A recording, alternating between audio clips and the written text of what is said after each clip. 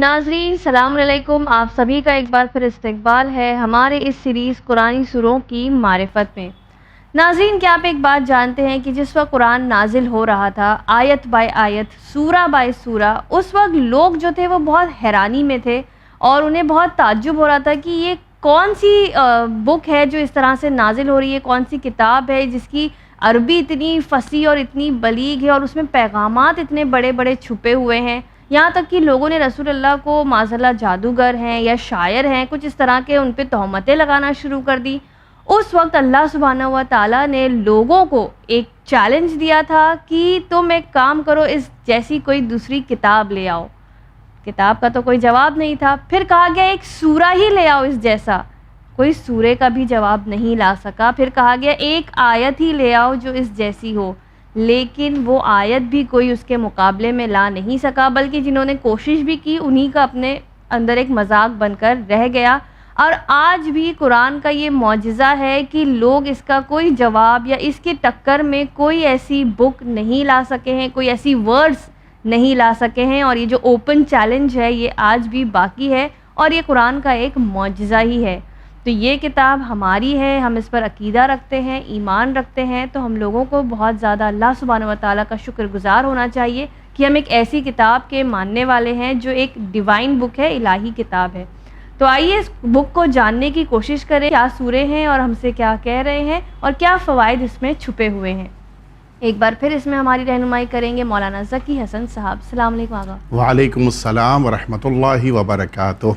آغا، آج ہم بات کریں گے سورہ الزمر کے بارے میں، تو آپ سے جاننا چاہیں گے کہ سورہ الزمر جو ہے یہ کون سا سورہ ہے اور اس کی کتنی آیتیں ہیں، کہاں نازل ہوا، اور بیسیکلی جو زمر ہے اس کے معنی کیا ہیں اور کیوں اس کا نام زمر ہے۔ بسم اللہ الرحمن الرحیم۔ یہ قرآن مجید کے 23ویں اور 24ویں پارے میں موجود سورہ ہے۔ یہ سورہ مکہ معظمہ میں اللہ رب العزت نے نازل فرمایا ہے، جس کو سورہ قرآن مجید کا قرار دیا گیا ہے۔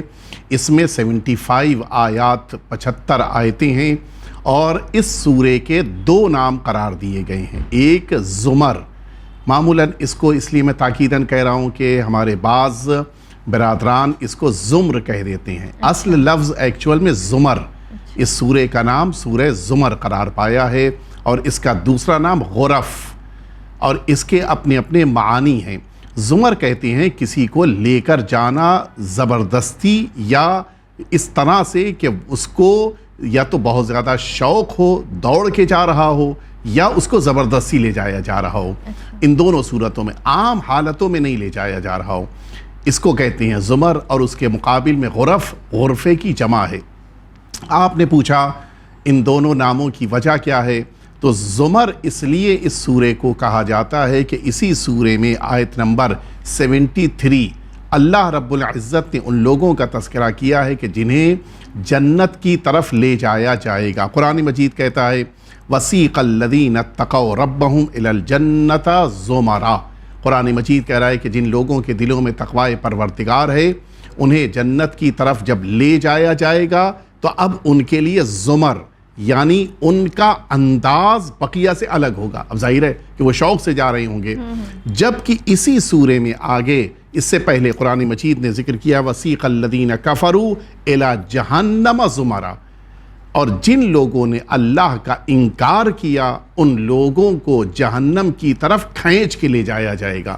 تو ان دونوں لفظوں کو چونکہ اسی سورے میں استعمال کیا گیا ہے قرآن مجید میں، اس بنا پر اس سورے کا نام زمر ہے، اور اسی طرح سے اس سورے کا دوسرا نام غرف اسی سورے میں موجود ایک آیت کی بنا پر کہ قرآن مجید کہہ رہا ہے کہ لَكِنَّ الَّذِينَ اتَّقَوْا رَبَّهُمْ لَهُمْ غُرَفٌ مِّن فَوْقِهَا غُرَف، کہ جن کے دلوں میں تقوی پروردگار ہے ان کو ایسے کمروں میں رکھا جائے گا جنت میں کہ جو کمرے خود بڑے بڑے کمروں کے اندر ہوں گے، یعنی مطلب یہ ہے کہ ان کے درجات بہت زیادہ بلند ہوں گے اور وہ اللہ سے بہت زیادہ قریب ہوں گے۔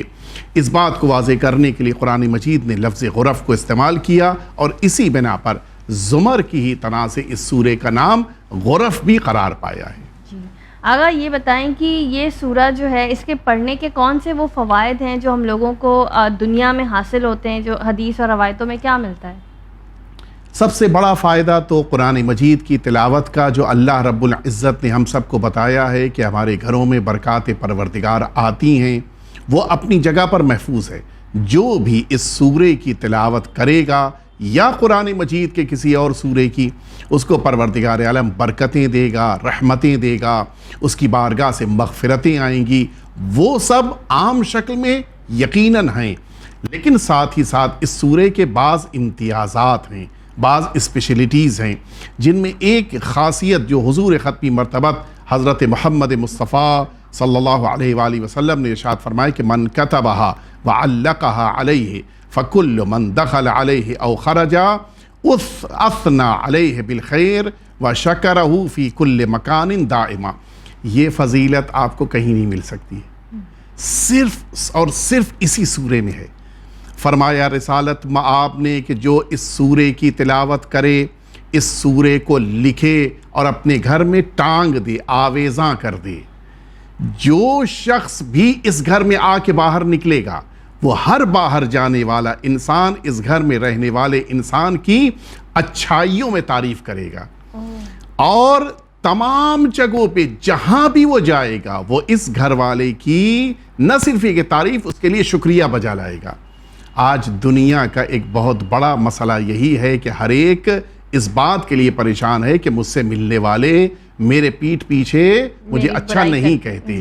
یہ ایک سورہ انسان کو یہ فضیلت دیتا ہے کہ پھر پیٹھ پیچھے بھی تعریف، اور سامنے بھی انسان جب نکلے گا گھر سے تو اچھائیوں کا ذکر کرتا ہوا نکلے گا۔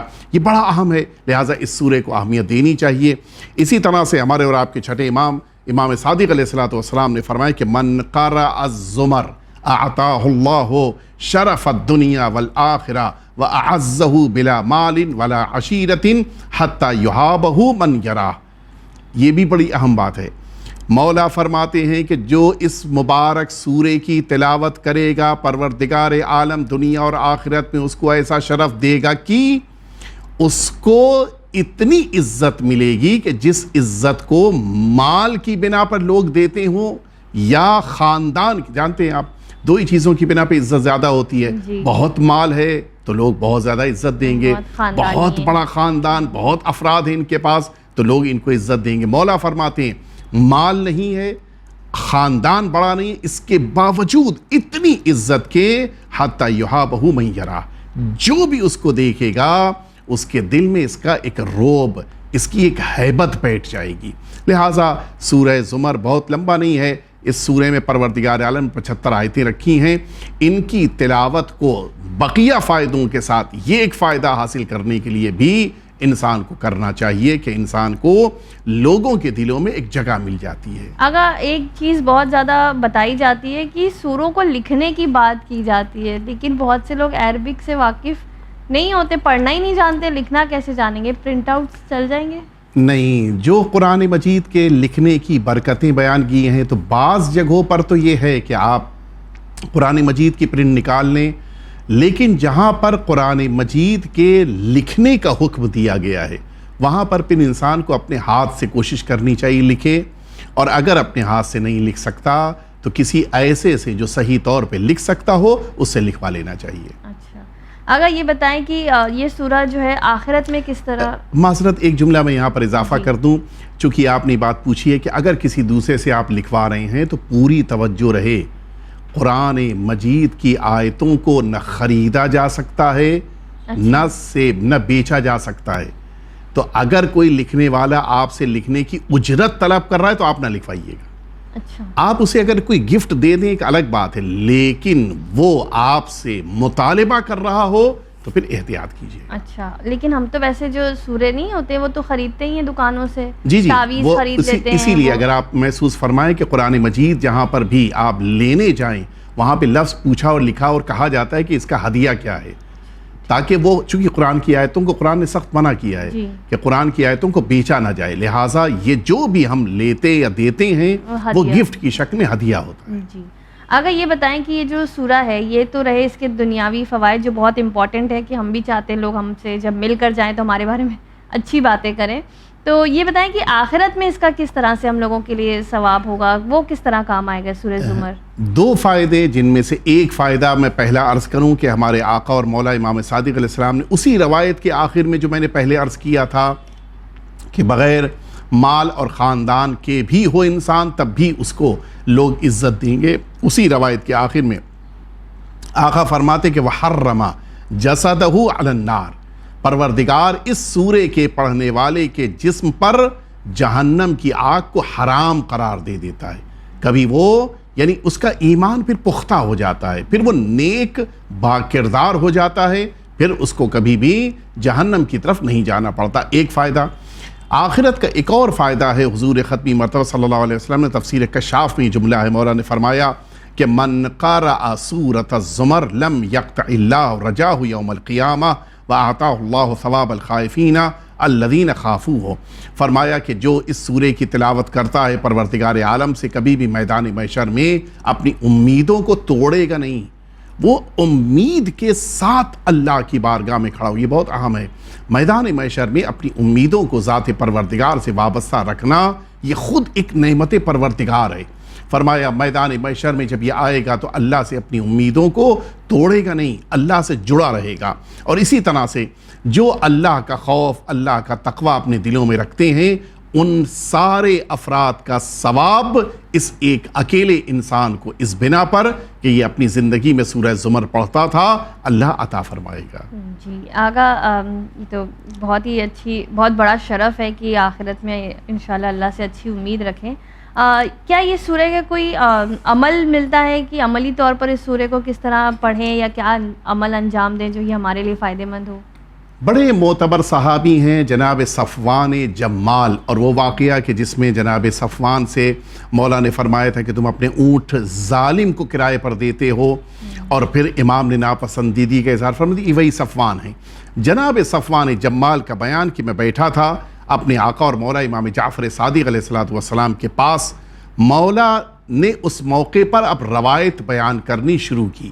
مولا فرماتے کہ مجھ سے میرے والد نے یعنی پانچویں امام نے بیان فرمایا، ان سے ان کے والد نے یعنی چوتھے امام نے بیان فرمایا، انہوں نے اپنے والد سرکار سید الشہداء امام حسین سے یہ نقل کیا کہ فرماتے ہیں مولا کہ میرے دادا نے چوتھے امام نے بیان فرمایا کہ ایک شخص آیا اور آنے کے بعد امام حسین صلوات اللہ وسلم علیہ سے اس نے یہ بات کہی کہ مولا میرے پیر کے نچلے حصے میں، جس کو ہم اپنی زبان میں ایڑی کہتے ہیں، ہیل، اس جگہ کے اوپر پروردگار عالم کی ایک ایسی، بلکہ یوں کہہ لیا جائے کہ امتحان ہے اس طرح کا کہ میرا پیر وہاں پہ شدید درد کرتا ہے، اور اتنی شدت سے درد ہے کہ میں حتیٰ نماز میں نہیں کھڑے ہو پاتا۔ یہ مشکل بہت سے ایسے افراد کے لیے دنیا میں پائی جاتی ہے کہ جو نہیں چل پا رہے، مشکلات میں ہیں۔ مولا نے اس موقع پر فرمایا کہ کیوں تم تعویذ استعمال نہیں کرتے؟ یہاں پہ یہ لفظ وارد ہوا ہے، کیوں تم تعویذ استعمال نہیں کرتے؟ اس نے کہا مولا میں تو تعویذ نہیں جانتا اس سلسلے میں۔ مولا نے فرمایا کہ اب جب کبھی بھی تمہیں شدید درد محسوس ہو، تم ایک کام کرنا، اپنے ہاتھ کو اس جگہ پر جہاں پر یہ شدید درد ہو رہا ہے وہاں پر رکھنا، جملہ کہنا بسم اللہ وباللہ والسلام علی رسول اللہ اور وآلہ وسلم بھی اضافہ کر دے، اور اس کے بعد سورہ زمر کی آیت نمبر 67 کی تلاوت کرنا۔ تمہارا وہ درد نہ صرف یہ کہ کم ہوگا بلکہ ختم ہوگا اور ہمیشہ کے لیے ختم ہو جائے گا۔ یعنی یہ درد انسان کا صرف اگر اس آیت کو پڑھ دیا جائے، البتہ یہ ذہن میں رہے کہ دواؤں کے ساتھ اس عمل کو اختیار کیا جائے، یقیناً انسان کا وہ درد ہمیشہ کے لیے اس کی زندگی سے ختم ہو جائے۔ کہیں بھی ہو سکتا ہے نا، ایڑی کی بات نہیں، چونکہ خاص طور سے ذکر آیا ہے ایڑی کا، لہٰذا میں سمجھتا ہوں کہ اس کا استعمال ایڑی کے درد میں زیادہ ہونا چاہیے۔ بقیہ اگر بدن میں کہیں اور درد ہے تو اس دعا کے ذریعے سے اس درد کا بھی علاج ہو سکتا ہے، لیکن خاص طور پر امام نے تعویذ لفظ استعمال فرمایا وہاں پر کہ جہاں پر پیر میں نچلے حصے میں درد ہو رہا ہے۔ تعویذ تو آگا کچھ ایسا ہوتا ہے نا جو پہنتے ہیں یا باندھتے ہیں۔ یہ لفظ تعویذ در واقع عوض سے ہے، عوض کہتے ہیں پناہ مانگنا، تو چونکہ یہ تعویذ ہم اس میں سب سے پہلے شیطان سے پناہ مانگتے ہیں یا بیماریوں سے پناہ مانگتے ہیں یا مصیبتوں سے، مشکلات سے پناہ مانگتے ہیں، اس لیے اس کو تعویذ کہا جاتا ہے۔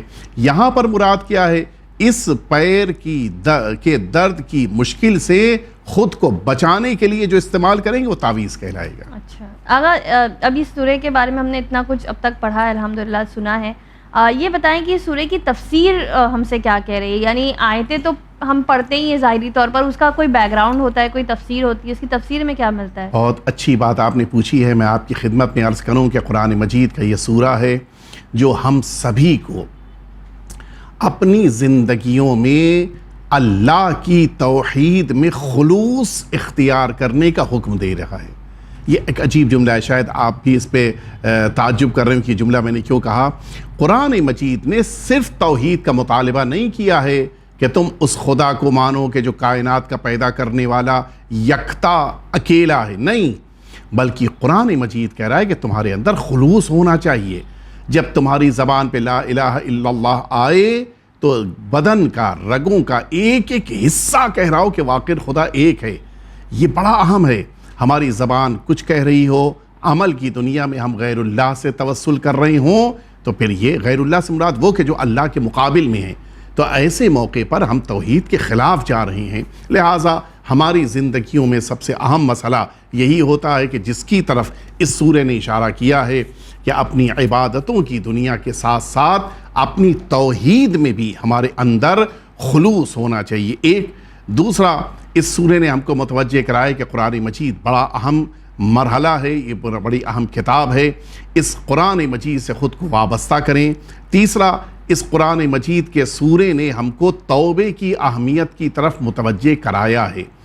خود اللہ کی بارگاہ میں آؤ، توبہ کرو، تمہیں اللہ اتنا پاک صاف کر دے گا جتنا گناہ کرنے سے پہلے تھے۔ یہ بڑا اہم ہے۔ لہٰذا اس سورے کو نہ صرف یہ کہ پڑھنا چاہیے، بلکہ اس میں جو اللہ نے باتیں اپنے بندوں سے کہی ہیں ان کو اپنی زندگی میں اختیار کرنا چاہیے۔ انشاءاللہ۔ آخر میں آغا، یہ سورہ سے ہم کیا پیغامات اپنے لیے لے سکتے ہیں؟ اس سورے میں وہ معرکۃ الآرا آیہ شریفہ ہے کہ جو تمام انسانوں کے لیے بڑا عظیم درس رکھتی ہے۔ سورہ زمر آیت نمبر 7 قرآن مجید کہہ رہا ہے کہ وَلَا تَزِرُ وَازِرَةٌ وِزْرَ أُخْرَى، کسی ایک کی کمیوں، برائیوں یا خرابیوں کی سزا اس کے علاوہ کسی اور کو نہیں دی جا سکتی ہے۔ یہ بڑا اہم مسئلہ ہے۔ مثال کے طور پہ خدا نہ کرے کسی شخص نے اگر چوری کیا تو چوری کی ہے اس ایک انسان نے، سوسائٹی اس کے بچوں کو بھی برا کہتی ہے، سوسائٹی اس کی فیملی کو بھی برا بھلا کہتی ہے، حتیٰ کبھی کبھی تو انسان کا گھر خراب کر دیا گیا۔ کیوں؟ اس لیے کہ اس گھر میں فیملی ممبرز میں سے ایک نے جرم کیا تھا۔ جرم ایک کا ہو تو سزا بقیہ کو نہیں دی جا سکتی۔ پر آغا، اثرات تو نسلوں میں ہوتے ہیں نا؟ وہ اثرات جو ہوتے ہیں وہ اس انسان کی برائی کی بنا پہ ہیں جو برائی منتقل ہوتی ہے، لیکن بقیہ سزا نہیں دے سکتے۔ یہاں بات چل رہی ان باقی لوگوں کی کہ جن کے سامنے یہ گناہ ہوا۔ مثال کے طور پر ہم ایک اور مثال دیں، مثلاً ہم کو اگر کسی شخص سے کوئی تکلیف پہنچی، اس نے مثلاً میرا مال لوٹ لیا، ہم کیا کہتے ہیں؟ اس شہر والے خراب ہوتے ہیں۔ شہر والوں کی خرابی نہیں ہے، یہ اس ایک انسان کی خرابی ہے۔ مثال کے طور پر خدا نہ کرے کوئی شخص ہے کہ جس کی ڈیتھ ہو گئی، ڈاکٹر سے دوا کھا کے، ہم نے کہا سارے ڈاکٹر ایسے ہوتے ہیں، غلط کہا۔ وَلَا تَزِرُ وَازِرَةٌ وِزْرَ أُخْرَى، جس نے خرابی اگر بالارادہ کی ہے تو وہ ذمہ دار ہے، بقیہ اس کے ذمہ دار نہیں ہیں۔ یہ ایک جو ہمارے وہاں ایک بہت بڑا ہماری سوسائٹی کا مسئلہ ہوتا ہے، فلاں بلڈنگ والے خراب ہیں، فلاں محلے والے خراب ہیں، فلاں شہر والے خراب ہیں، حتیٰ فلاں مسجد والے خراب ہیں، نہیں ہو سکتا۔ حتیٰ کبھی کبھی تو ہم لوگ کمیونٹیز کو برا کہتے ہیں کہ فلاں قوم والے برے ہیں، فلاں قبیلے والے برے ہیں، ایسا نہیں ہو سکتا، سوائے یہ کہ ان کے تمام افراد برے ہو جائیں۔ تو پھر ایسے موقع پر پھر ہم سے کہا گیا یا مستثنیات کے ساتھ کہیں، مثلا قرآن مجید نے بھی کہا، قرآن مجید نے کہا کہ سارے انسان گھاٹے میں ہیں الا الذین آمنوا وعملوا الصالحات، وہ لوگ کہ جو ایمان لائے، عمل صالح کیا، وہ بچ جائیں گے۔ تو قرآن مجید نے بھی اگر کوئی کلی بات کہی تو اس میں بھی کسی نہ کی ایکسپیکٹیشن کے ساتھ کہ کسی نہ کسی کو اس میں سے اس نے نکال کے بات کہی ہے۔ لہٰذا ہمیں اس پر توجہ دینی چاہیے۔ ہم کبھی کبھی جوش میں آ کر جو خطا کار ہے اس کو تو کہتے ہیں، جو اس کے ساتھ ہے اس کو بھی برا کہتے ہیں، یہ بڑا مشکل مسئلہ ہے۔ اور دوسری آیت شریفہ جو پیغام کی شکل میں ہم سب کے لیے اس سورے میں موجود ہے۔ قرآن مجید کہہ رہا ہے کہ قل یا عبادی الذین اسرفوا علی انفسہم لا تقنطوا من رحمت اللہ ان اللہ یغفر الذنوب جمیعا انہ هو الغفور الرحیم۔ یہ آیت نمبر 53 سورہ زمر کی پروردگار عالم اس آیت شریفہ میں فرما رہا ہے کہ اے پیغمبر آپ میرے ان بندوں سے کہہ دیجئے کہ اپنے پروردگار سے گناہوں کے بعد بھی مایوس نہ ہوں کہ اس کی رحمت نہیں آئے گی۔ خدا سب کے سارے گناہ معاف کر دے گا اور وہ غفور بھی ہے، رحیم بھی ہے۔ یہاں پر کئی چیزیں قابل غور ہیں۔ ہم لوگ ذرا سا ایک بیٹا مثلاً کوئی خراب کام کرے، باپ کہتا ہے مجھ سے کوئی تعلق نہیں، دوست کوئی برائی کرے، ہم کہتے ہیں نہیں میرا دوست نہیں ہے۔ اللہ نے گناہ کرنے کے باوجود ان لوگوں کے لیے اپنے پیغمبر سے کہا کہ قل یا عبادی، اے میرے بندوں، یعنی گناہ کے باوجود پروردگار نے اسے اپنی بندگی سے نہیں نکالا، اسے ابھی بھی اپنا بنائے ہوئے ہے۔ اور اس کے بعد قرآن مجید کا یہ جملہ کہ اگر انہوں نے اسراف کیا، گناہ کیا، برائیاں کیں تو کبھی اللہ کی رحمت سے مایوس نہ ہونا۔ آج ایک بہت بڑا مسئلہ ہمارا اللہ سے مایوس ہو جانے کا ہے۔ اسلام نے اللہ سے مایوس ہو جانے کو نہ صرف یہ کہ منع کیا بلکہ اس کو وہ گناہ قرار دیا کہ جس کو خدا معاف نہیں کرتا۔ گناہ کرنا ایک گناہ اور ساتھ میں مایوس ہو جانا یہ دوسرا گناہ، بلکہ اس سے بڑا گناہ ہے جو اسلام پسند نہیں کرتا۔ اللہ منع کر رہا ہے کہ کبھی مایوس نہ ہونا، خدا یقیناً معاف کر دے گا۔ اور لفظ جمیعہ پہ توجہ دینے کی ضرورت ہے۔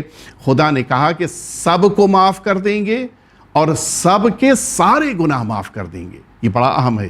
یعنی خدا اتنا کریم ہے کہ بندہ اگر اس کی بارگاہ میں آ کر بیٹھ جائے، پروردگار اس کو معاف کرنے پر تیار ہے۔ فرمایا هو الغفور الرحیم، یہ پروردگار رحمت کرنے والا اور مغفرت کرنے والا ہے۔ اس کے معنی ہے کہ خدا چاہتا ہے کہ تم اللہ سے گناہوں کی بنا پہ دور نہ ہو جاؤ، دوبارہ واپس آؤ، بیٹھو، اللہ سے گفتگو کرو، اپنے گناہوں کے لیے ایکسکیوز پیش کرو، معافی مانگو، پروردگار تمہیں معاف کر دے گا۔ جی آقا بہت بہت شکریہ، جزاک اللہ۔